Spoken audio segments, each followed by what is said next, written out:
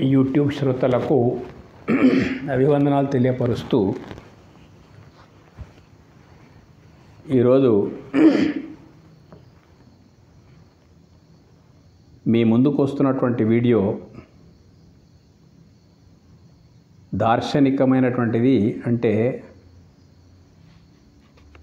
చూస్తే కానీ అర్థం కానటువంటిది, ఆలోచిస్తే కానీ అంత దొరకనటువంటిది సమాజ వ్యవస్థలో ప్రపంచంలో నడుస్తూ ఉంది. ఒకటి ఈరోజు వీడియో టైటిల్ పేరు ఏంటిదంటే అంటరానితనము, అంధవిశ్వాసాలు. లేని మతములే లేవు. అంటరానితనము, అంధవిశ్వాసాలు లేని మతములే లేవు ఈ భూమి మీద. వాటిని నిర్మూలించండి లేదా నిర్మూలించుకోండి. అంటరానితనము, అంధవిశ్వాసాలు లేని మతములే లేవు, వాటిని నిర్మూలించుకోండి. ఈనాటి టైటిల్ అన్నట్టు. అంటరానితనము అనే మాటకు వచ్చేవరకు అంటరానితనము రెండు రకాలు. ఒకటి భౌతికమైన అంటరానితనం. ఏదైతే సనాతనులు అలియాస్ హిందువులు సహస్రాబ్దులుగా, అంటే కొన్ని శతాబ్దాలుగా అనుకోండి, ఇది సనాతన మూలం లోపల లేదంటరానితనం అనేటువంటిది. వివక్ష, కుల వివక్ష, అంటరానితనము, వర్ణ వివక్ష లాంటి, లింగ వివక్ష లాంటి మూలమైన సనాతన ధర్మంలో లేవు. దాన్నే మనం ప్రామాణికంగా తీసుకోవాలి. ప్రూఫ్ ఏమిటిదంటే హనుమంతుడు ఆదివాసి, వాల్మీకి ఆదివాసి, అగస్త్యుడు ఆదివాసి, అష్టావక్రుడు ఆదివాసి, ఇలాంటి వాళ్ళందరూ టాపర్స్ మొత్తం ఆదివాసి జాతిలో చెందినటువంటి వాళ్ళే. వాళ్ళు ఆరాధ్యులుగా, పూజ్యులుగా మిగిలిపోయినరు. చాలామంది ఉన్నారు ఇట్లా ఋషుల లోపల. అయితే మూలం లోపల అంటరానితనం అనేటువంటిది లేదు. అంటే ఎక్కడ జ్ఞానం ఉంటే ఆ జ్ఞానం ఉన్న వాళ్ళే గొప్పవాళ్ళు అనేటువంటి ఒక మూల సూత్రం సనాతనంలో ఉన్నందుకే ఇప్పుడున్నటువంటి వాళ్ళు రాముడైతే క్షత్రియుడే, కృష్ణుడైతే యాదవుడే, ఇక మిగతా వాళ్ళు ఇంత మొదలు చెప్పినట్లు అంతా ఆదివాసులు. అయినప్పటికైనా మధ్యయుగం లోపల ఎందుకో కానీ అది అంటరానితనం అనేటువంటిది సమాజం లోపలికి, భారతీయ సమాజం లోపల, ప్రపంచమంతటా ఎక్కడుందో తెలియదు కానీ భారతీయ సమాజం లోపల చోటు చేసుకున్నది అన్నట్టు. దానికి కారణాలు అనాచారం కావచ్చు, అజ్ఞానము కావచ్చు, అపరిశుభ్రత కావచ్చు, ఇంకా ఏమైనా ఎప్పుడో ఏంటి అర్థం కాదు. కరోనా లాంటిది ఏమొచ్చి పాడైపోయిందో తెలియదు. కానీ సమాజం లోపల ఉండేటువంటి పాపం అట్టడుగు వర్గాలకు, ఎవరైతే మన మురికి శుభ్రత కాడికి వెళ్ళి సేవా శుశ్రూష చేసేటువంటి వాళ్ళు మనుషులు ఉన్నారో వాళ్ళతో పని తీసుకొని మళ్ళీ వాళ్ళని అంటరాని వారిగా ముద్ర వేసి అమానుషంగా ప్రవర్తించినటువంటి కాలము ఉంది, లేదని కాదు. అయితే ఇదంతా కూడా భౌతిక అంటరానితనం అన్నట్టు. భౌతికమైన అంటరానితనం పాటించిండ్రు. దానికి సవరణలు కూడా వచ్చేసినాయి. అంటరానితనం ఒక మహానేరంగా శిక్షా స్మృతుల లోపల పొందుపరచబడ్డది.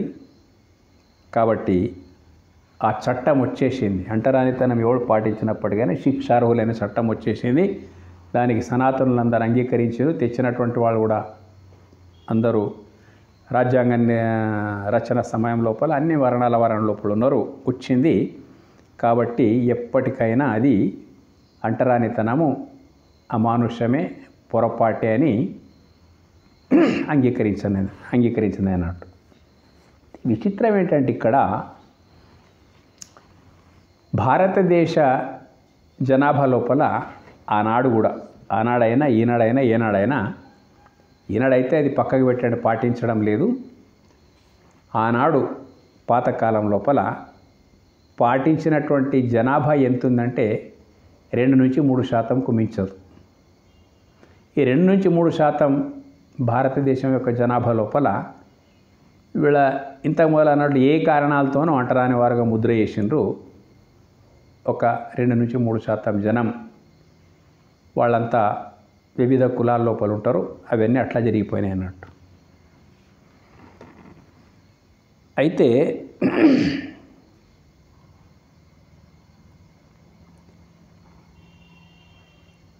హిందువులను అందరూ కూడా ఇప్పుడు ఇక్కడ ఉండేటువంటి క్రిస్టియన్స్, ముస్లిమ్స్ వీళ్ళందరూ కూడా అంటరానితనాన్ని పాటిస్తున్నారు.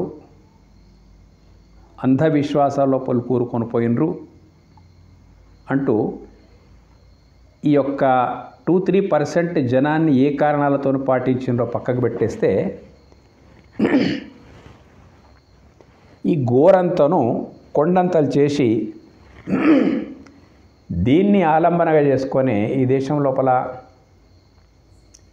క్రైస్తవ మతము, ఇస్లాం మతము విరళునుకున్నాయి అన్నట్టు. ఈ గోరంతను కొండంతలు చేసేసి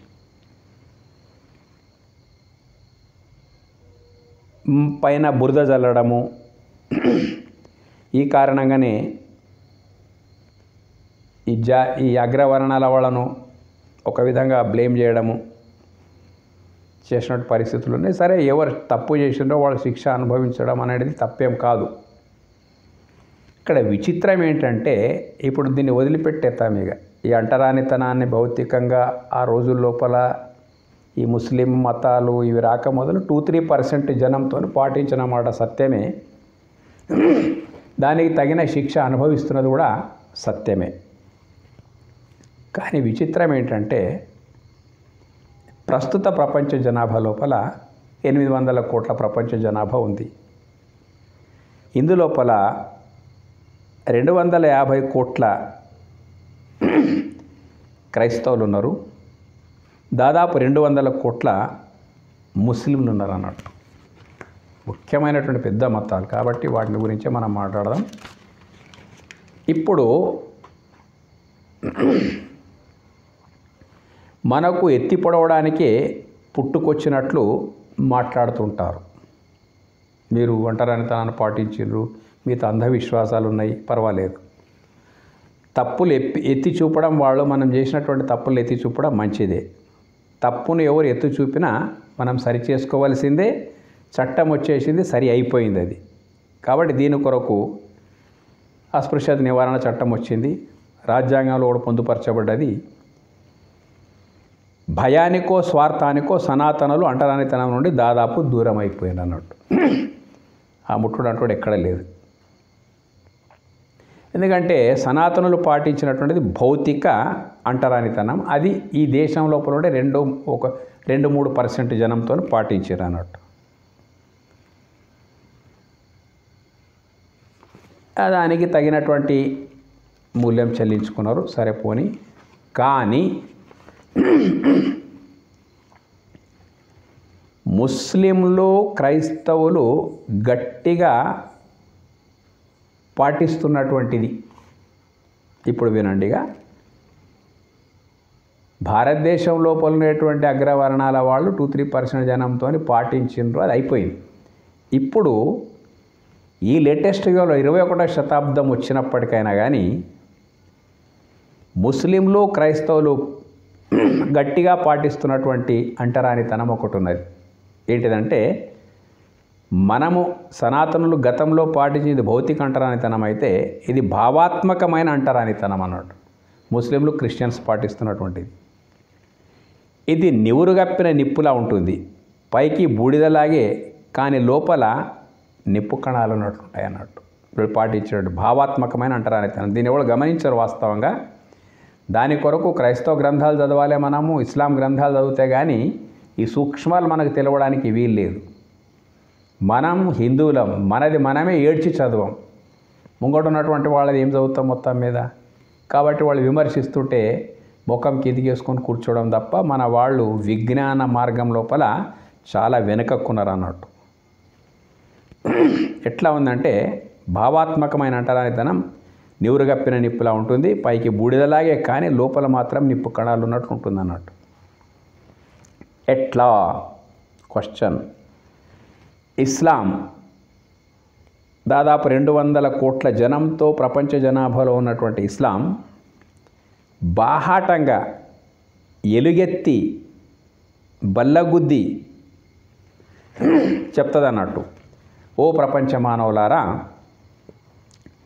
మా మతమును స్వీకరించని వారంతా ఎంతమంది ఉంటే అంతమంది, అంటే 200 కోట్లు మినహాయిస్తే 600 కోట్లు మిగిలినటువంటి జనం ఎవరైతే ఉన్నారో వాళ్ళ అందరు క్రిస్టియన్స్ వచ్చి, హిందువులు వచ్చారు, అందరు వచ్చేసారు అన్నాడు. మొత్తం మీద మా మతము స్వీకరించని వారంతా, వాళ్ళ మాటలు చాలా విచిత్రంగా ఉంటాయి అన్నట్టు.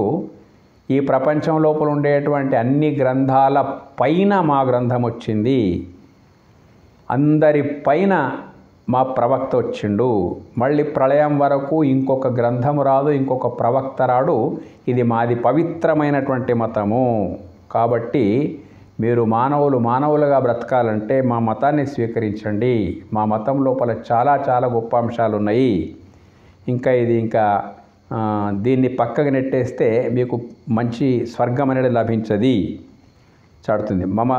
మా మతం స్వీకరించని వారంతా వాళ్ళకు ఒక టైటిల్ ఇచ్చిన అన్నట్టు, కాఫిర్లు అంటారు. వాళ్ళు కాఫిర్ అంటే అవిశ్వాసులు. గతం లోపల పెట్టేసిన మేము వీడియోలో. కాఫిర్లు అంటే అవిశ్వాసులు. అవిశ్వాసులు అంటే ఏంటిది? దేవుణ్ణి నమ్మనటువంటి వాళ్ళంట. కాఫిర్ అంటే అవిశ్వాసులు, అంటే దేవుని నమ్మనటువంటి వాడు.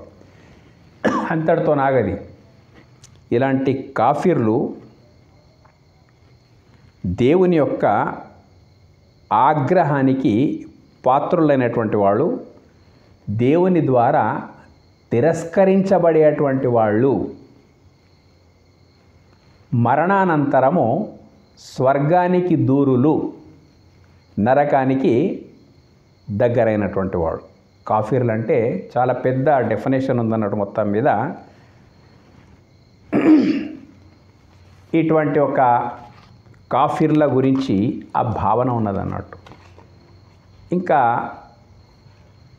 దేవుణ్ణి నమ్మడం అంటే వాళ్ళ మతము చెప్పినట్లు, వాళ్ళు చెప్పిన దేవుణ్ణి నమ్మితేనే అది దేవుణ్ణి మనం నమ్మినట్లు. విచిత్రం ఏంటిదంటే కోట్ల సంవత్సరాలైన సృష్టి పుట్టి ఇలాంటి ఎందరో వచ్చిండ్రు పోయినరు.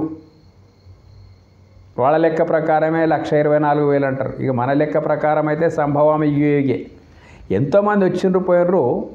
దేవుడు ఉన్నట్లనే ఉన్నాడు, వాని సృష్టి ఉన్నట్లనే ఉన్నది, మానవులు ఉన్నట్లనే ఉంటారు, నమ్మేటోళ్ళు నమ్మనోళ్ళు ఎలాగ ఉంటారు అన్నట్టు మొత్తం మీద. కానీ దేవుణ్ణి నమ్మడం అంటే మేము ధృవీకరిస్తేనే దేవుణ్ణి నమ్మినట్టు, లేకపోతే లేదు. దేవునికి మీరు దూరులు అని 1400 సంవత్సరాల నుంచి వచ్చినటువంటి వాళ్ళు ఒక పదం వాడుతున్నారు. కాఫీర్లు అంటే అవిశ్వాసులు అని అర్థం అన్నట్టు. ప్రపంచ జనాభాలో 70% జనాన్ని, అంటే సుమారు 600 కోట్ల జనాన్ని వీళ్ళు వాడేటువంటి పదము, టెక్నికల్ టర్మ్ ఏంటిదంటే కాఫీర్లు అంటే సాంకేతిక పదం అన్నట్టు, పేరు పెట్టిరు అన్నట్టు. వీళ్ళ భావం ఏమన్నదంటే దేవుడు అనేటువంటి వాడు అతని పేటెంట్ రైట్స్, ఆయన దగ్గర ఉండే మొత్తం శక్తులు, పేటెంట్ రైట్స్ 1400 సంవత్సరాల మొదలే వీళ్ళకు అప్పగించినట్లు, ఆ దేవుడు భూమండలం యొక్క సర్వము వీళ్ళకు అప్పగించినట్లు, ఇక్కడ నుంచి శాసనము మీదే నడుస్తున్నాడు. ప్రభుత్వాలు మారిన తర్వాత ఏ ప్రభుత్వం ఉంటే ఆ ప్రభుత్వం శాసనం ఉంటుంది కదా, ఇట్లా భూమండలపు ప్రభుత్వం ఏదైతుందో దేవుడు ఇట్లా ఇస్లాం రూపకంగా భూమి మీద స్థాపించబడ్డది. కాబట్టి దీని యొక్క సంరక్షకుడు ఇప్పుడు రాష్ట్రపతి ఎట్లయితే ఉంటాడో దేశానికి, ఈ భూగోళానికి రాష్ట్రపతి లాంటి వాడు, ఆచార సంహితను ప్రసాదించినటువంటి వాడు మా ప్రవక్త అయినటువంటి ముహమ్మద్ గారు. దేవుడి ద్వారా అధికృతమైన వ్యక్తి, అతడిపై దిగినటువంటి గ్రంథమే ప్రపంచానికి ఒక రాజ్యాంగం, అదే ఒక శాసనం. ఈ రకంగా అధికార మార్పిడి జరిగింది. ఇక అధికారం మాదే భూగోళం మీద అన్నట్లు మాట్లాడతారు అన్నట్టు. వీళ్ళకంతా ఇచ్చి దేవుడిగా కళ్ళు మూసుకొని కూకున్నట్టు, చేతులు ముడుచుకొని కూర్చున్నట్లు, నోరు మూసుకొని కూకున్నట్లు మొత్తం ఇంకా మీకు ఇచ్చేసిన అయిపోయింది. మీ త్రో రానటువంటి వాడు నా దగ్గరికి రాలేడు. ఎవడొచ్చినా నా దగ్గరికి రావాలంటే మీ త్రోనే రావాలి అని 1400 సంవత్సరాల మొదలు ఒక దేవదూతను పంపి ఆ మతానికి ఒక పేరు, ఆ పుస్తకానికి ఒక పేరు ఇట్లా ఉన్నాడని చెప్పేసి వీళ్ళు ఇట్లా నమ్ముతారు అన్నాడు. ఇది ఇట్లా నమ్మి ఈ మార్గంలో రానటువంటి వాడు ఎవడైతున్నాడో వాడు కాఫిర్, అంటే అవిశ్వాసి, అంటే భావాత్మకమైన అంటరానివాడు అనే అర్థం అన్నట్టు. వీరి మతం స్వీకరించినటువంటి వాళ్ళని ఇప్పుడు మస్జిదులు ఉన్నాయి. మస్జిద్ లోపలికి వాస్తవంగా ప్రవేశం ఫ్రెండ్లీగా మనం పిలుచుకొని పోతారు, కూర్చోడంతా వేరే విషయం. కానీ ఆ మతమును స్వీకరించినటువంటి వాడు కల్మా ఉంటుంది అన్నట్టు. లా ఇలాహ ఇల్లల్లా మొహమ్మదుర్ రసూలుల్లా అని చెప్పేసి ఆ ఇస్లాము మూలమంత్రం అన్నట్టు దాన్ని స్వీకరించాలి. స్వీకరించిన తర్వాత ఇక నుండి వాళ్ళ ఆచరణ ఏదైతుందో ఆచరణ లోపల వెళ్ళిపోవాలి.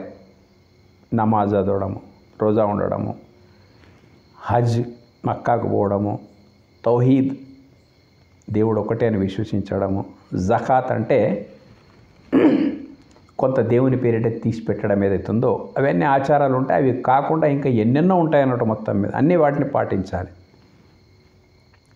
అటువంటి వాళ్ళకే మస్జిద్ లోపల ప్రవేశం ఉన్నది. ఒక దగ్గర ఇప్పుడు మక్కా అనేటువంటిది ఉన్నది అన్నట్టు.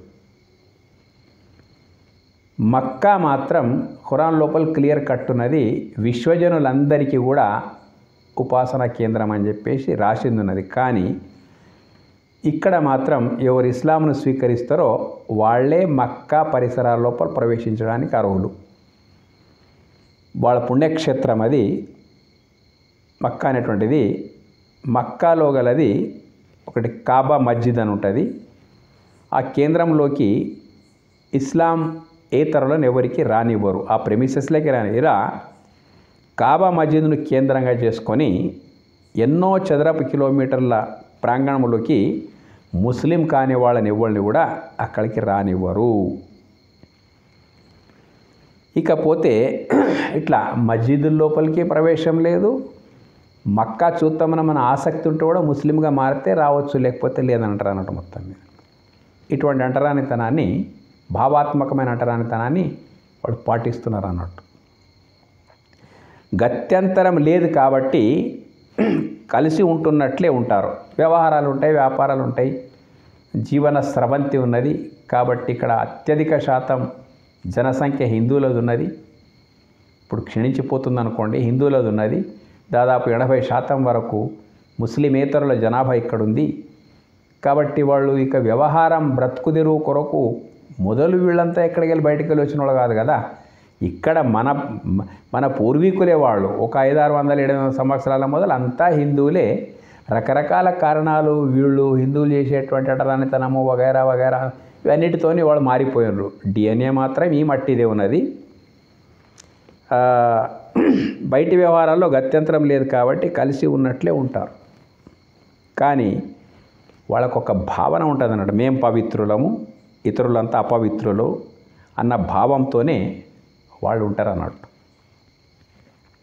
గత్యంతరం లేకుండా. అయితే ఇది అందరూ ముస్లింలకు వర్తించేటువంటిది కాదు. భారతదేశం లోపల ఉండేటువంటి ముస్లింలు చాలా చురుకైనటువంటి వాళ్ళు, చాలా జాగ్రత్త పరులు. ఎందుకంటే భారతదేశం లోపల ఉండే ముస్లింలు అత్యధిక శాతం అంతా వాళ్ళ ఆచార విచారాలు వాళ్ళు ఏదో ఒక బలాత్కారంగా చేస్తారు. కానీ మొత్తం మనతో కలిసిమెలిసి ఉండి మనతో జీవన స్రవంతులు కలిసిమెలిసి ఉంటారు. మీకు ఒక చిన్న ఎగ్జాంపుల్ చెప్తా. ఒక ట్రైన్ ఉంటుంది. ఇప్పుడు ట్రైన్ లాక్కొని పోయేది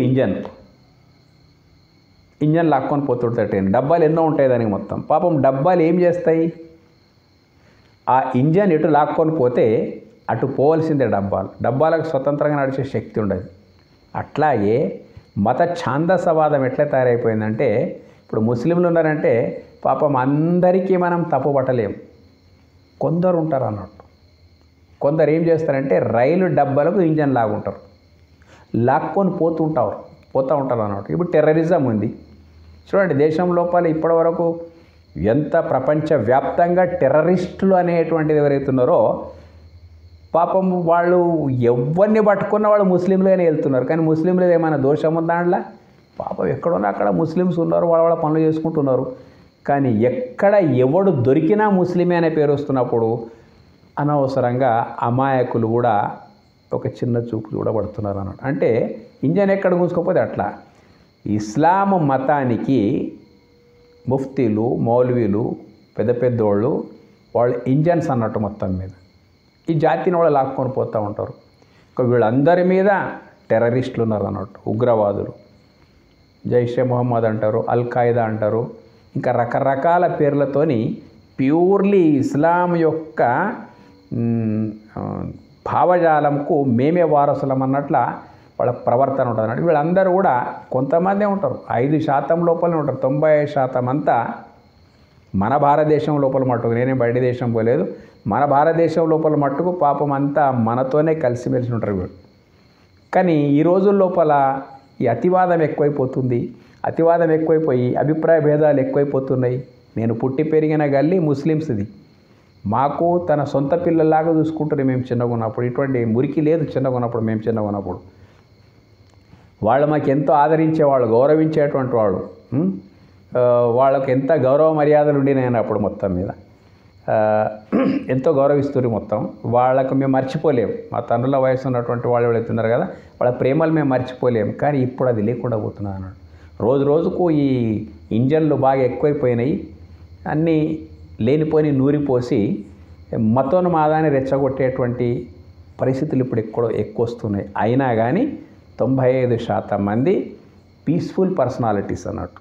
90% మంది వాళ్ళు నడుస్తూ ఉంటుంది, మీ మతం మీది, మా మతం మాది.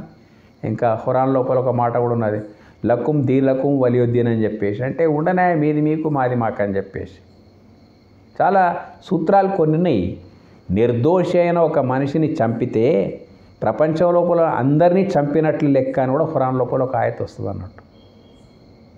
కాబట్టి నిర్దోషులను చంపకూడదు, ఇది ఖురాన్ లోపలనే ఉన్నది. కానీ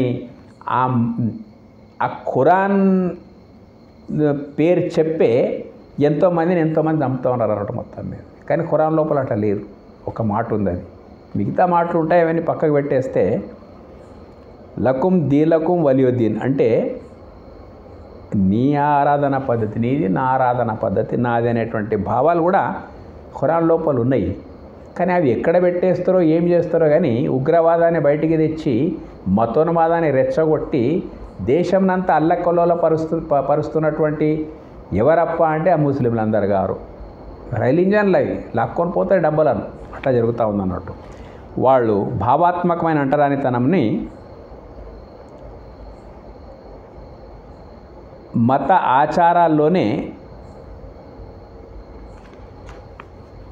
ఇట్లా ఉంది కాఫీర్ అనేటువంటి విషయము చెప్తూ ఉంటారు అన్నట్టు. భావాత్మక అంటరానితనం.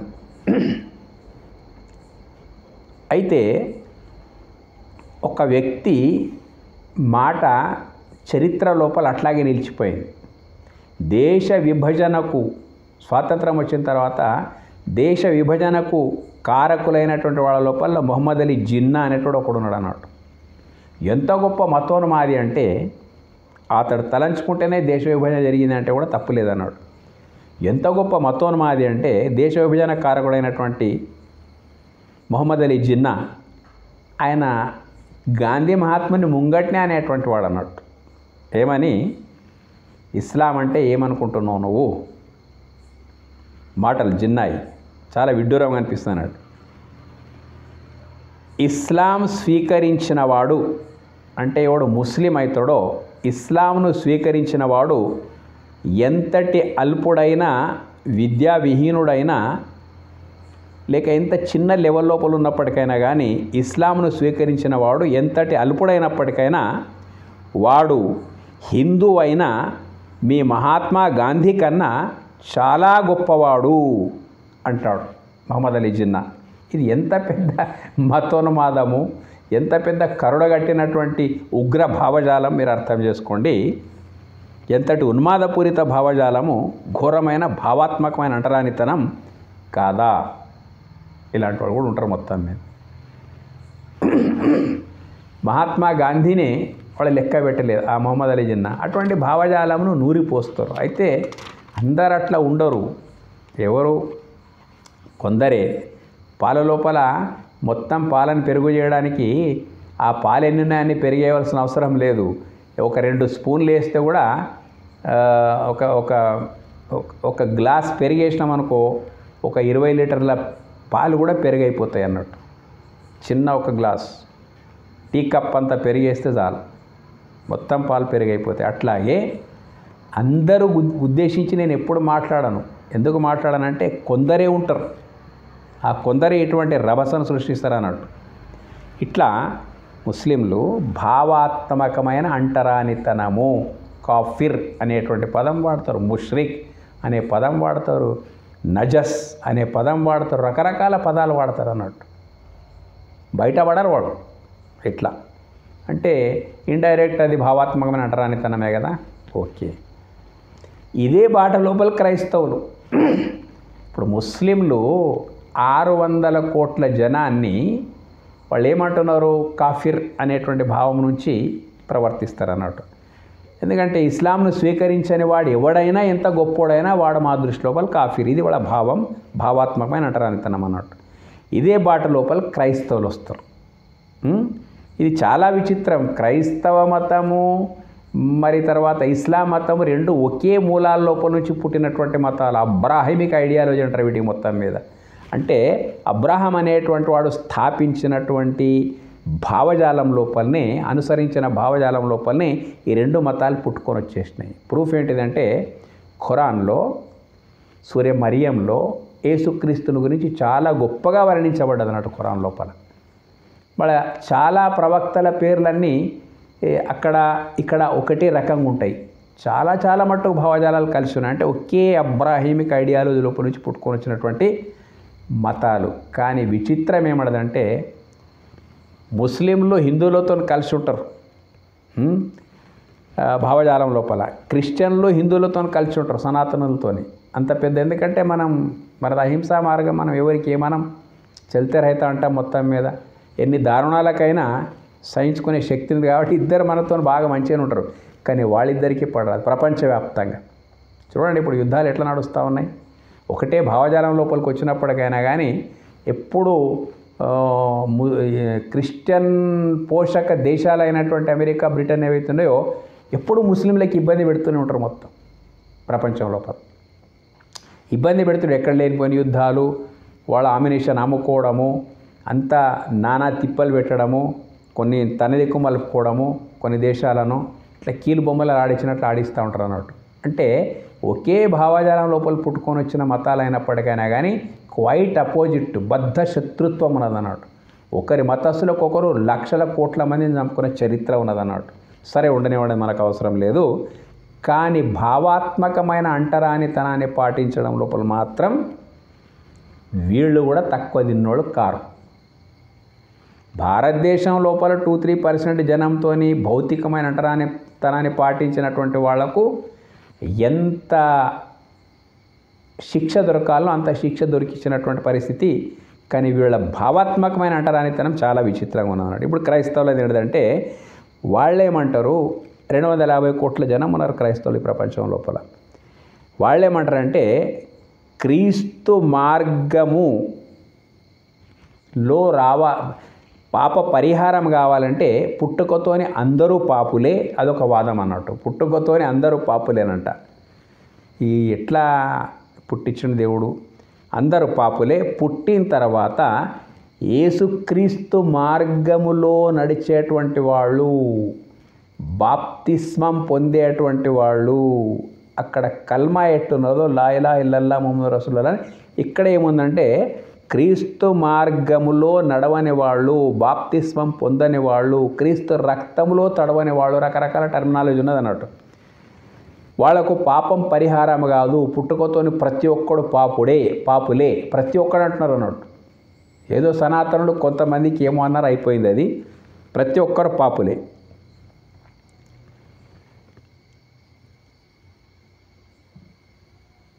పాప పరిహారానికి ఏకైక మార్గం క్రీస్తు మార్గంలో రావాలి, బాప్తిస్మం పొందాలి, బైబిల్ను నమ్మాలి, అందులోపల ఆచార విచారాలను దాని ప్రకారంగా నడుస్తేనే వాడప్పుడు పాపాత్ముడిపై పరిశుద్ధాత్ముడు అవుతాడు. అంటే వీళ్ళ దృష్టి లోపల ప్రస్తుతం 550 కోట్ల మంది పాపులే. ఎందుకంటే 250 కోట్ల మంది క్రీస్తుని నమ్ముతున్నారు. అందులో వేల శాఖలు ఏమున్నా ఉండనివ్వండి, కానీ క్రీస్తు ఒక్కడే వాళ్ళకి నమ్మేటువంటిది.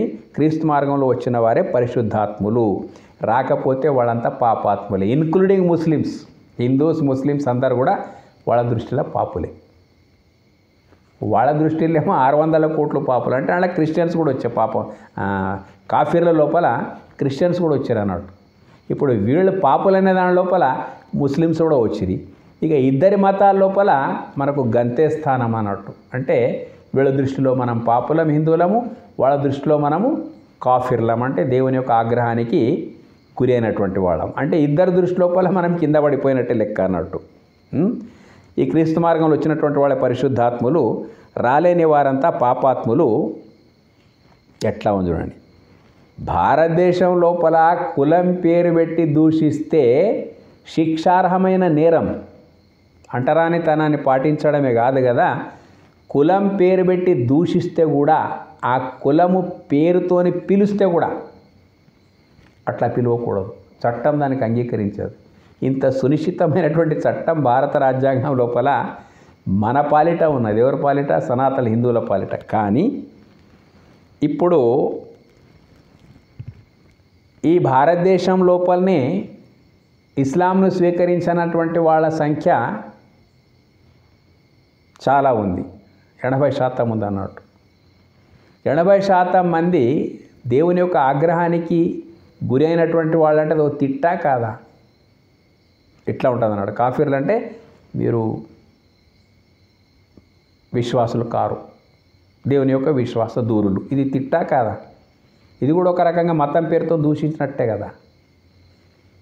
ఆ తర్వాత వాళ్ళంటారు పాపులు అంటున్నారు. మీరు పాపులు అనేదానికంటే ఎక్క పెద్ద తిట్టుంటుంది ఎక్కడన్నా ఉండదు. అంటే హిందువులు ఒకళ్ళ దృష్టిలో కాఫీర్లైనరు, ఇంకో దృష్టిలో పాపులైనరు.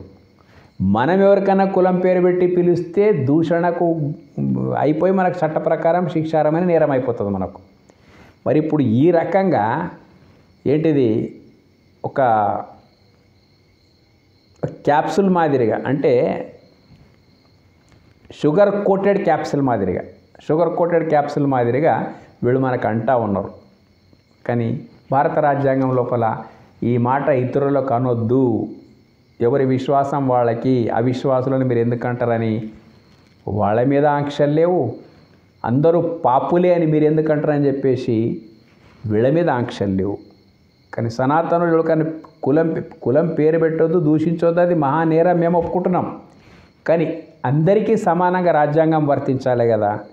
ఈ విషయం ఆనాటి రాజ్యాంగ నిర్మాతలు కూడా గమనించడం లేదో నాకు అర్థం కాదు. ఇట్లా ఉన్నాయన్నట్టు. కాఫీర్లు అంటారు, ముష్రికులు అంటారు, వాళ్ళ పాపాత్ములు అంటారు. ఒక మతాన్ని దూషించినట్లా కాదా, ఆ మతస్థులను దూషించినట్లా కాదా, దీన్ని ఎవరు కూడా గమనించలేకపోతున్నారు. ఇటువంటి భూషణలు ఏవైతే ఉన్నాయి కదా, సనాతనులు హిందువులు ఏమో ఇస్లాం దృష్టి లోపల దేవుని ఆగ్రహానికి గురైనటువంటి వాళ్ళు నరకభాజనులు. క్రిస్టియన్స్ దృష్టిలో పాపులైపోయినరు, నరకానికి పోయేటువంటి వాళ్ళు అయిపోయినారు పరోక్షంగా. సనాతనులను పరోక్షంగా మీరు తిడుతున్నట్లే కదా, అంటరానితనానికి ఒక చట్టం వచ్చినట్లే ఈ దేశంలో ఇటువంటి షుగర్ కోటెడ్ క్యాప్సుల్స్ మాదిరిగా ఇటువంటి పేర్లు పెట్టి పరోక్షంగా సనాతనులను ఒక రకంగా దూషించినట్టే లెక్క. కాబట్టి కులం పేరు పెట్టి అంటరానితనాన్ని పాటిస్తే ఎట్లా చట్టాలు వచ్చేసినాయో భావాత్మకమైన అంటరానితనాన్ని ఇద్దరు కూడా పాటిస్తున్నారు. భావాత్మకమైన అంటరానితనాన్ని ఇద్దరు కూడా పాటిస్తున్నారు కాబట్టి ఇద్దరి దృష్టి లోపల మనం ఎంతో అల్పులమైపోయినటువంటి పరిస్థితి.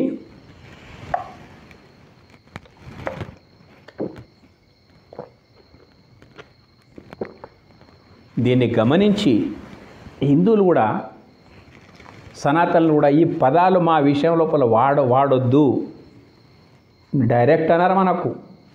మా మతం నమ్మన్నటువంటి వాడు పాపి, మా మతం నమ్మన్నటువంటి వాడు కాఫిర్ డైరెక్ట్ అనరు. కానీ ఆల్రెడీ ఆ మాటలు వచ్చేస్తున్నాయి.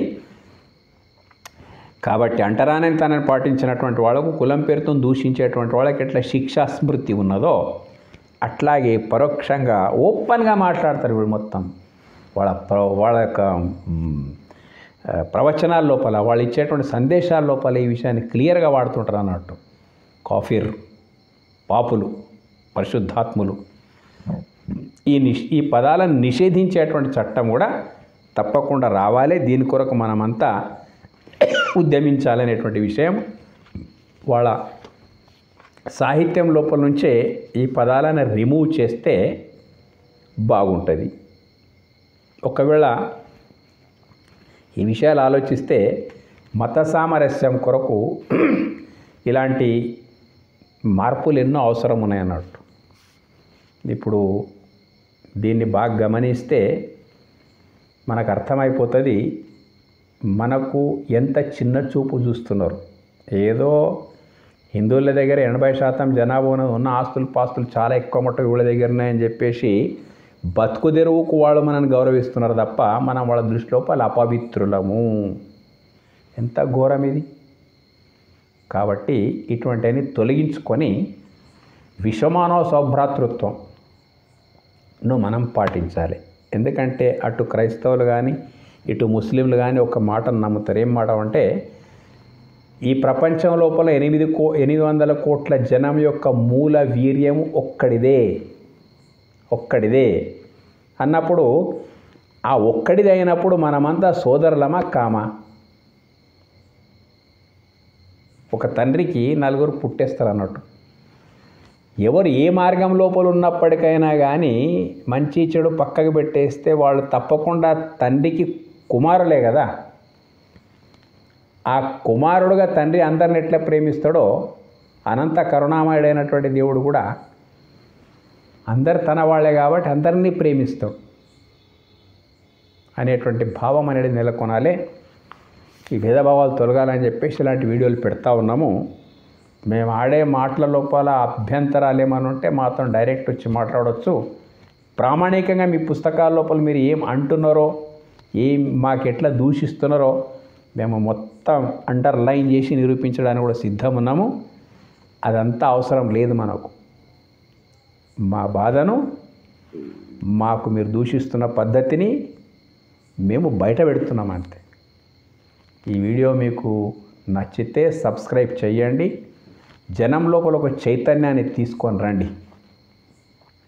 లేకపోతే మతోన్మాదాలు పెరిగి చూస్తూ ఉన్నాం ఏమేమవుతుందో ప్రపంచవ్యాప్తంగా అనేటువంటిది